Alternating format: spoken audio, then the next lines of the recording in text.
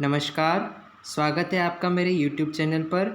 आज मैं आपको हरिशंकर जी परसाई के बारे में जानकारी दूंगा। जिस प्रकार से मैं आपको कक्षा 9वीं की हिंदी की जो बुक है उसके अंदर अनेक गद्यकारों और साहित्यकारों का वर्णन आज तक करता आया हूँ, उसी की कड़ी में ये आज सेकंड लास्ट चैप्टर है और इसके अंतर्गत मैं आज आपको हरिशंकर जी परसाई के बारे में बताऊँगा। सबसे पहले उनका जीवन परिचय जान लेते हैं। हरिशंकर जी परसाई हिंदी के सुप्रसिद्ध कवि और साहित्यकार और व्यंग्यकार रहे हैं। वैसे तो इन्होंने जो अपना साहित्य लेखन है वो सबसे ज़्यादा व्यंग्य में किया है और ये सबसे ज़्यादा बड़े व्यंग्यकार रह चुके हैं। परसाई जी का जन्म 1922 में होशंगाबाद मध्य प्रदेश में हुआ था। तो आपसे अगर प्रश्न पूछे कि परसाई जी का जन्म कब हुआ था, तो आपका उत्तर ये होगा कि परसाई जी का जन्म 1922 में होशंगाबाद मध्य प्रदेश और मध्य प्रदेश में भी जमानी गांव में हुआ था। इनकी जो प्रारंभिक शिक्षा है वो होशंगाबाद में हुई थी और इनकी जो आगे की शिक्षा है वो नागपुर विश्वविद्यालय से संपूर्ण की गई थी। आपने जो अभी चित्र देखा था वो चित्र हरिशंकर जी परसाई का था और इसके बारे में आगे की और अगर उन्होंने पढ़ाई की है तो 1947 के बाद में इन्होंने निरंतर लेखन कार्य चालू रखा है। हिंदी की सुप्रसिद्ध पत्रिका वसुधा का संपादन भी हरिशंकर जी परसाई ने किया है। तो आपसे अगर एग्ज़ाम में पूछ ले कि हिंदी की सुप्रसिद्ध पत्रिका वसुधा का संपादन किसने किया, तो इसका उत्तर होगा हरिशंकर परसाई। ये आपसे अनेकों बार कॉम्पिटिटिव एग्ज़ाम में पूछा गया है और साल 1995 में जबलपुर में इनका निधन हो गया या देहावसान हो गया। तो 73 वर्ष की आयु में हरिशंकर जी परसाई का निधन हुआ। आइए अब इनके जीवन की जो मुख्य इनकी कृतियां हैं या इनको जो पुरस्कार मिले हैं उनके बारे में भी जानकारी आपको दे देते हैं। प्रसिद्ध पुरस्कार। परसाई जी को हिंदी साहित्य का सर्वोच्च पुरस्कार साहित्य अकादमी पुरस्कार सन 1982 में विकलांग श्रद्धा का दौर, ये इनकी एक पुस्तक है जो कि आप इसमें देख सकते हैं चित्र में, उस पर दिया गया था। तो आपसे अगर प्रश्न पूछ ले कि परसाई जी को कौन सा सर्वोच्च पुरस्कार मिला था, तो वो आपका उत्तर होगा साहित्य अकादमी पुरस्कार। कब दिया गया था, तो सन 1982 में दिया गया था। कौन सी पुस्तक पे दिया गया था, तो उसका उत्तर होगा विकलांग श्रद्धा का दौर। ये आप इस स्लाइड पर इस चित्र में देख सकते हैं, ये ही साहित्य अकादमी पुरस्कार है और ये जो नीचे चित्र दिख रहे हैं आपको, ये है इनकी जो पुस्तक है विकलांग श्रद्धा का दौर, इसी पर ही इनको ये पुरस्कार मिला था।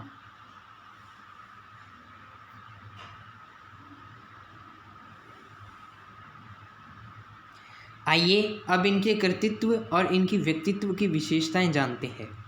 सबसे पहली विशेषता, हरिशंकर जी परसाई ने अपने रूप में या अपना जो रूप है वो सबके सामने अपने इसी व्यंग्य और अपनी कृतियों के माध्यम से किया था। यानी इसका मतलब आप अगर उनकी कोई भी कृतियां पढ़ोगे तो उसके अंदर आपको उनकी झलक देखने को मिलेगी। तो उसके अंदर सबसे पहले इन्होंने भ्रष्टाचार का विरोध किया। देशव्यापी में जो भ्रष्टाचार फैला हुआ है उसका इन्होंने सबके सामने कड़ा विरोध किया है। इनकी दूसरी विशेषता है पाखंड का खंडन।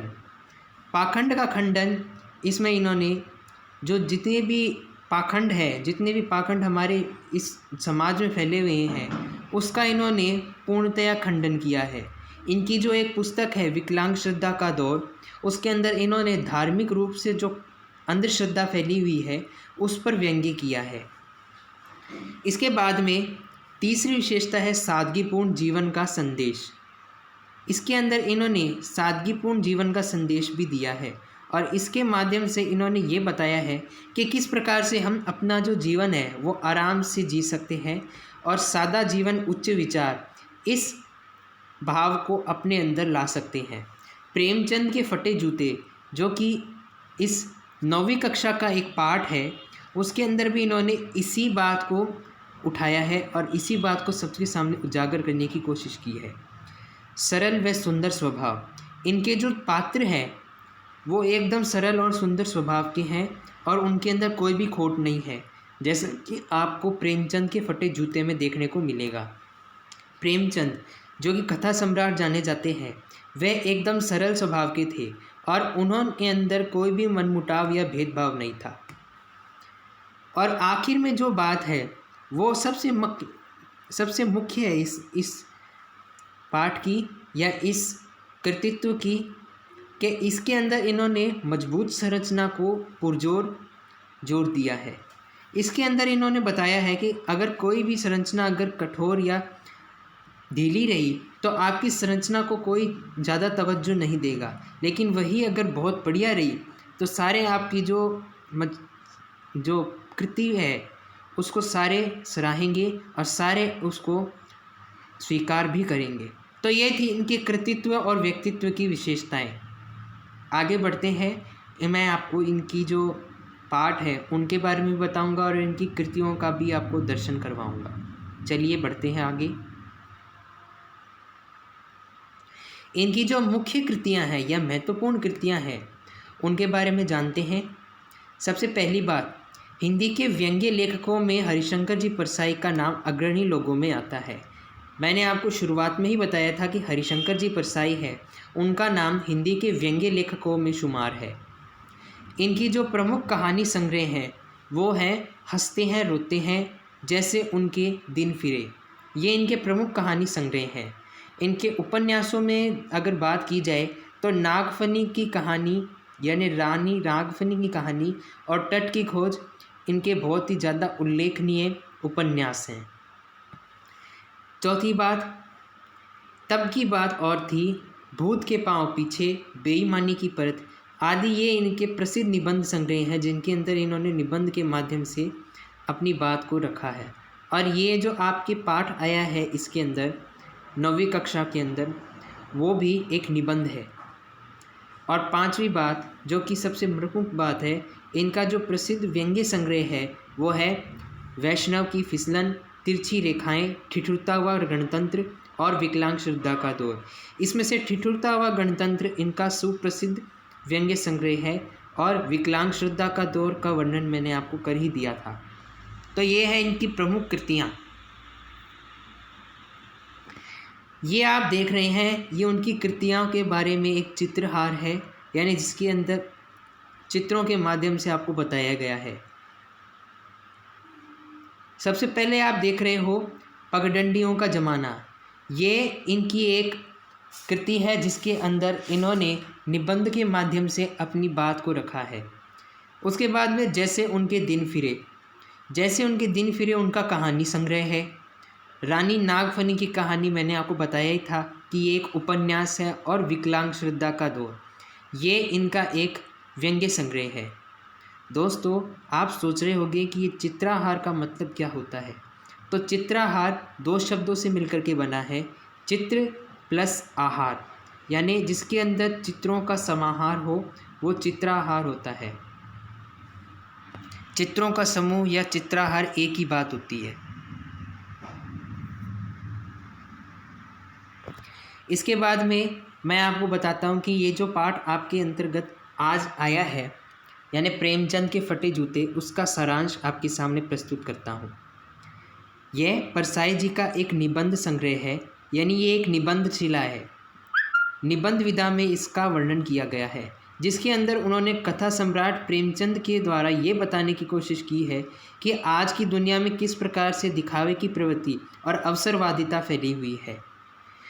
यहाँ मतलब ये है कि किस प्रकार से लेखक ये बताना चाहता है कि आज के दौरान में, यानी आज के ज़माने में लोग एक दूसरे से आगे निकलने की होड़ लगा चुके हैं। सामने वाला अगर 10 रुपये लेकर के आता है, एक उदाहरण के तौर पर, तो हम 20 रुपये लेकर के आएंगे। सामने वाला अगर 2 जोड़ी कुर्ता लेकर आया है तो हम 4 जोड़ी लेकर आएंगे, ताकि हम उससे बराबरी कर सकें। लेकिन इससे और तो कुछ होता नहीं है, लेकिन हमारे घर का जो बजट है और फिजूल खर्ची को बढ़ावा मिलता है। लेकिन प्रेमचंद एक ऐसी शख्सियत है जो कि जब फ़ोटो खिंचवाने जाते हैं तो वो फ़ोटो खिंचवाते वक्त अपना जो कुर्ता है वो मेला कुचेला पहन कर के जाते हैं और नीचे धोती पहन कर के जाते हैं, जो कि हिंदुस्तान की परंपरा है। और उन्होंने जो जूता पहन रखा है वो एक तरफ से फटा हुआ है, यानी उसका जो तलवा है वो ऊपर से फटा हुआ है। अगर हम कहीं पे प्रेम फ़ोटो खिंचवाने जाएं तो अपने आप को इस प्रकार से सज धज करके तैयार करते हैं जैसे कि आपको फ़ोटो खिंचवाने के वक्त पैसे भी मिल जाएंगे। लेकिन प्रेमचंद एक ऐसी शख्सियत है जिन्होंने इन सारी चीज़ों को दरकिनार करके केवल अपने जो भाव हैं वो सबके सामने प्रकट करने की कोशिश की है। तो यही इस पाठ का परिचय और इस पाठ का सारांश है, जिसके अंदर इन्होंने ये बताने की कोशिश की है कि किस प्रकार से दिखावे की प्रवृत्ति और अवसरवादिता को बताया गया है।